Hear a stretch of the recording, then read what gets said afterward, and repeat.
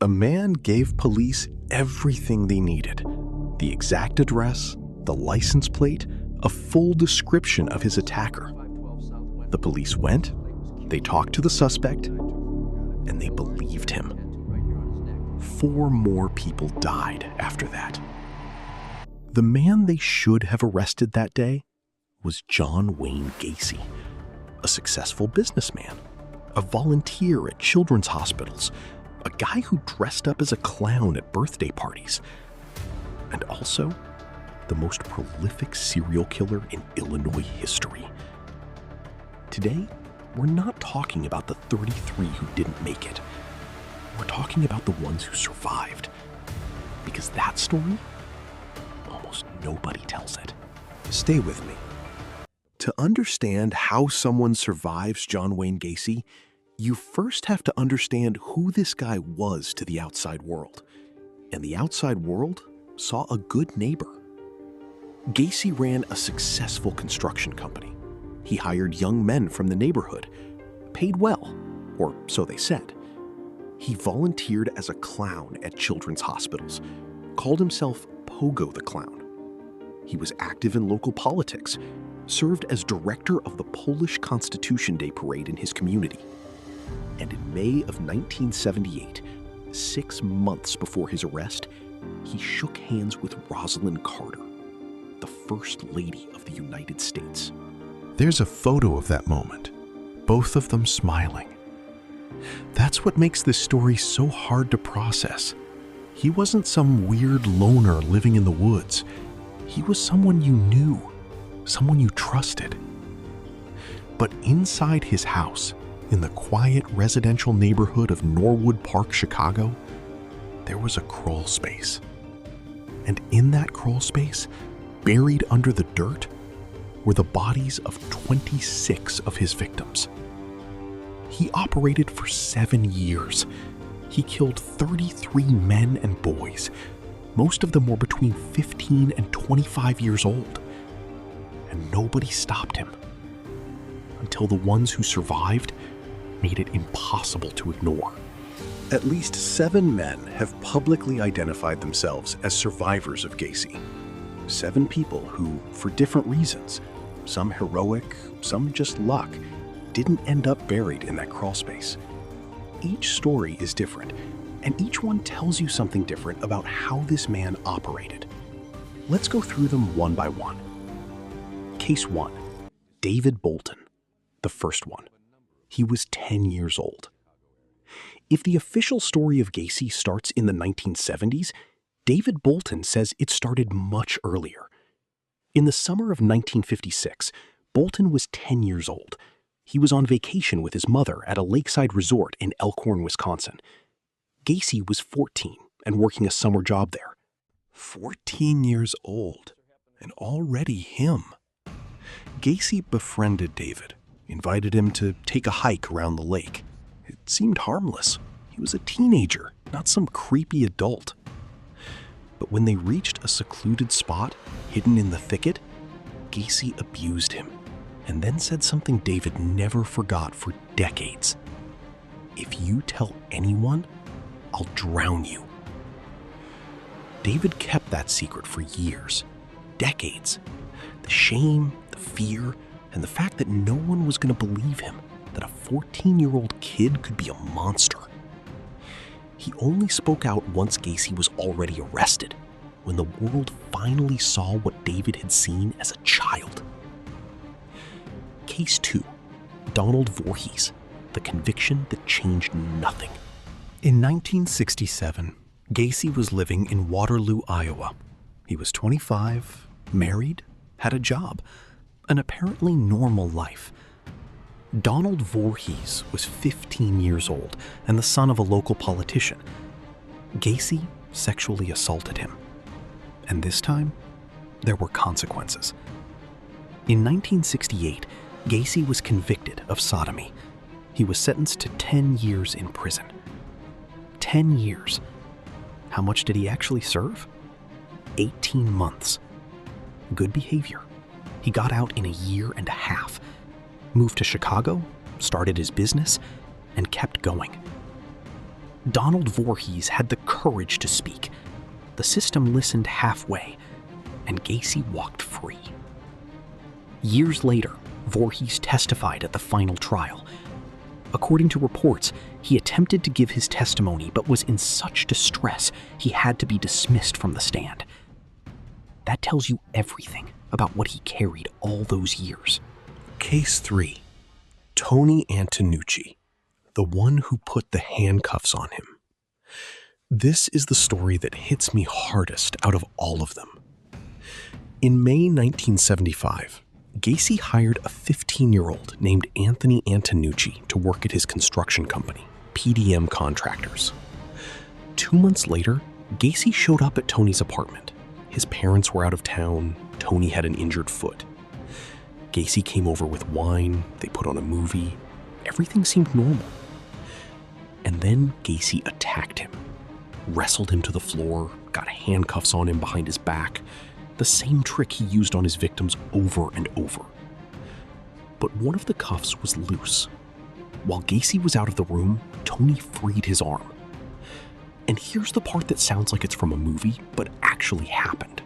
When Gacy came back, Tony didn't run. Tony was a high school wrestler, and he used the element of surprise.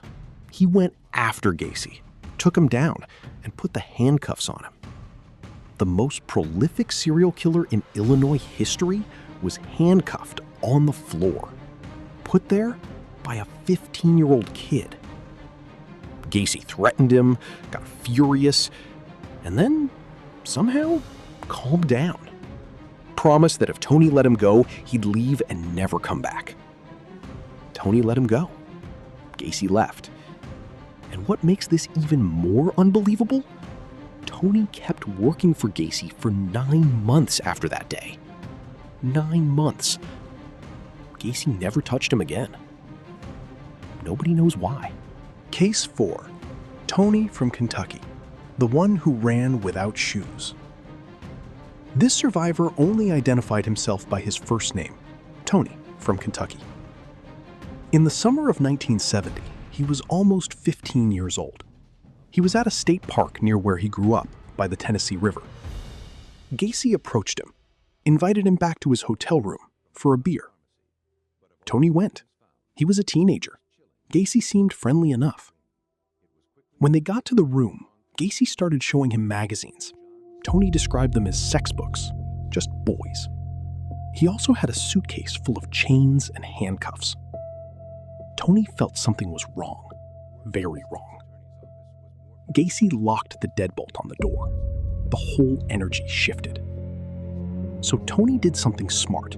He started positioning himself mentally, clocking where the exit was, calculating. The next time Gacy went into the bathroom, Tony went straight for the door. Gacy caught up to him, hit him a couple of times, but Tony wasn't wearing a shirt, so Gacy couldn't get a grip. And Tony ran. No shirt, no shoes, walking barefoot through the hotel parking lot, past the front desk clerk, got on his bike, and pedaled home. Years later, when he saw Gacy's face on the news, he knew exactly who it was, and he called police immediately. Case 5. Robert Donnelly. He asked Gacy to kill him. On December 30th, 1977, Robert Donnelly was 19 years old and waiting for a bus in Chicago. A black car pulled up. The driver pointed a gun at him. Gacy took him back to his house. What happened there over the next several hours is one of the most disturbing testimonies in this entire case.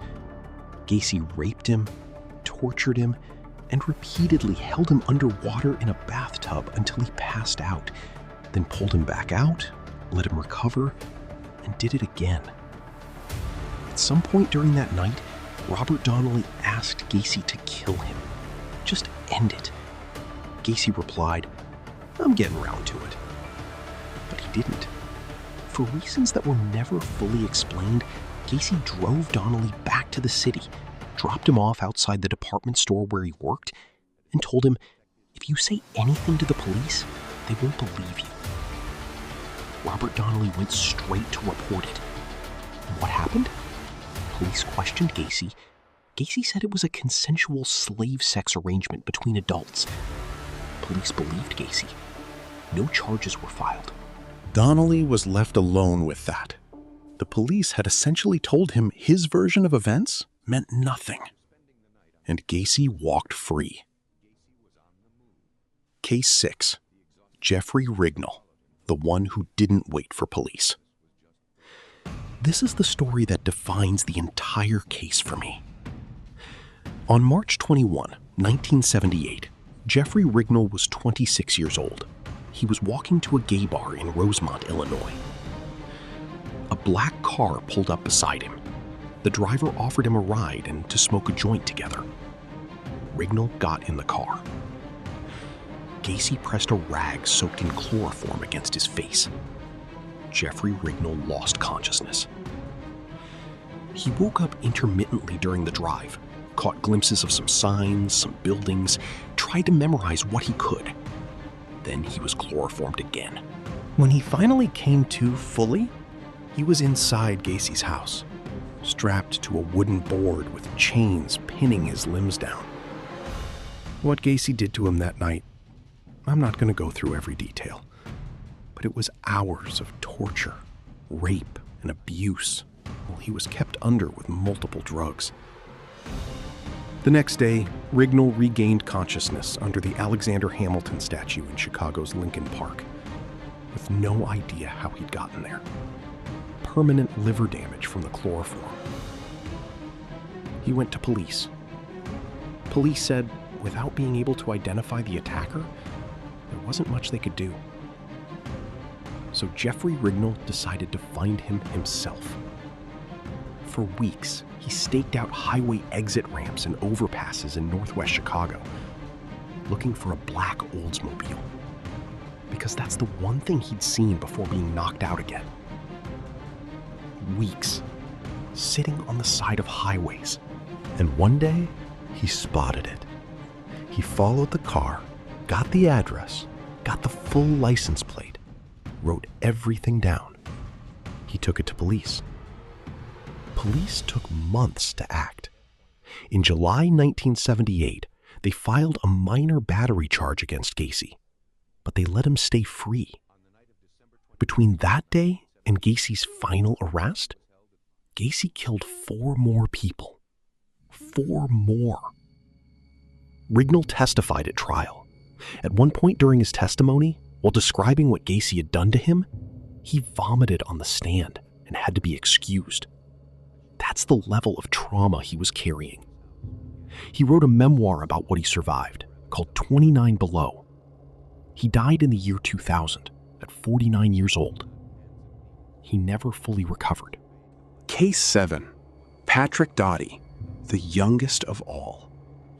Patrick Dottie was 9 years old when Gacy assaulted him in a department store bathroom. 9 years old. Gacy threatened to track him down and kill him if he ever said a word. And Patrick, raised in a strict Catholic household, carried that secret for decades. The shame, he says, was crushing. He didn't speak out until long after the damage had already been done. His story is a reminder of something important. When a predator like this operates freely for 7 years, the damage doesn't come in just one shape or size. If there's one thing that connects almost every single one of these survivors, it's that at some point they tried to speak up, and someone didn't believe them. Donnelly reported his kidnapping. Police believed Gacy. Rignall handed over the address, the license plate, the full description. Police sat on it for months. Others had mentioned Gacy years earlier and were dismissed. Why?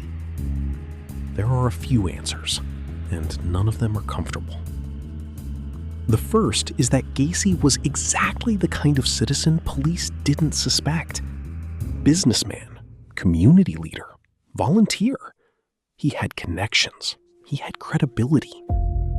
His victims, on the other hand, often didn't. They were young men without resources, many without families actively searching for them. Some were in situations that carried heavy stigma at the time: drugs, alcohol, homosexuality. In the 1970s, reporting a sexual assault as a man was nearly unthinkable socially, even more so if it involved another man. The second reason is simpler and more devastating. The system failed. When Gacy was convicted in Iowa in 1968 and released after 18 months, the system opened the door for him. When Donnelly was dismissed in 1977, the system failed again. When Rignall handed over everything and police waited months to act, the system failed again. The prosecutor who handled Gacy's final case put it plainly in his closing argument. John Gacy has accounted for more human devastation than many earthly catastrophes. I tremble when thinking about just how close he came to getting away with it all. How close. Robert Donnelly understood that institutional failure so clearly that in 1980 he filed a $10 million federal lawsuit against local authorities for not believing him, for giving Gacy the free time to keep killing. Surviving physically is not the same as surviving. That's something I think true crime as a genre consistently fails to show. Jeffrey Rignall lost 40 pounds after the attack, fell into severe depression, had episodes of vomiting when the memories hit, was put on tranquilizers and sleeping pills. His medical expenses climbed to nearly $30,000. He and his partner eventually had to leave Chicago just to get distance from it. He died at 49. His entire life was shaped by that one night. Robert Donnelly disappeared from public life. He chose silence. You can't blame him. David Bolton kept his secret for decades, silenced by the threat of a 14-year-old. He lived with it until he was an old man. And then there's Jack Merrill. Merrill survived a night inside Gacy's house. In October 2024, more than 50 years later, he debuted a one-man theatrical show about what he went through. It's called The Save. When asked how it feels to tell his story, he said something that I think captures everything. It's never gonna go away. But there are people who've been through worse, and I decided I'm gonna have a good life. That's what surviving actually looks like. Gacy killed 33 people, and he let at least 7 go. He never coherently explained why. With Rignall, nobody knows why he was released. Victims normally didn't leave that house. With Donnelly, he tortured him for hours, told him he was going to die, and then drove him to work. With Antonucci, he got handcuffed by a teenager, and then for 9 more months, Tony worked for him, and Gacy never touched him again. What makes the difference between who survives and who doesn't? Sometimes it was physical strength. Sometimes it was instinct. Sometimes it was preparation, like Tony clocking the exit before he made his move. And sometimes it was something nobody can explain. What is clear is this: if the system had worked, if someone had believed Donnelly, or if police had acted faster on Rignall's information, several of those 33 victims might have survived too. The failure wasn't just one killer's. It was also the failure of the institutions that had all the information and did nothing with it. True crime, as a genre, has a dangerous tendency. Focus on the monster, on the brutality, on the body count, and forget that there are real people who lived to tell the story and who carried the weight of it for decades. Jeffrey Rignall, Robert Donnelly, Tony Antonucci, Jack Merrill, David Bolton, Donald Voorhees, Patrick Doughty. 7 names almost nobody knows. 7 people who, for different reasons, didn't end up in that crawl space, and whose lives were permanently changed anyway. If there's one thing I take from researching this case, it's this: courage doesn't always look the same. Sometimes it's a 15-year-old handcuffing his attacker back. Sometimes it's a 26-year-old sitting on a highway for weeks looking for a license plate. And sometimes it's someone who, 50 years later, finally walks onto a stage and tells their story for the first time. Before you go, I want to ask you something in the comments. Which of these survival stories hit you the hardest, and why? There's a lot to unpack about what separates someone who acts from someone who freezes. I'd genuinely like to read what you think. If you made it this far, you know what to do. The like helps this story reach more people. And if you want to see the next one, you know where the button is. See ya.